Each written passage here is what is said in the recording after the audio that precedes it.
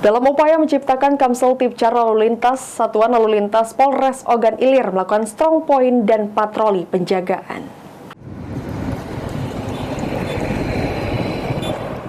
Sebanyak 20 personil Satlantas Polres Ogan Ilir dikerahkan untuk mengamankan beberapa titik rawan kecelakaan dan kemacetan di wilayah Ogan Ilir.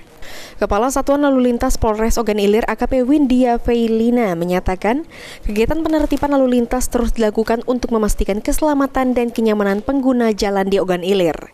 Setidaknya ada titik-titik yang menjadi fokus pengamanan antara lain Simpang PLN, Simpang Ladiva, Simpang Nusantara PGRI, Neng Bakery, dan pintu utama Universitas Sriwijaya atau Unsri.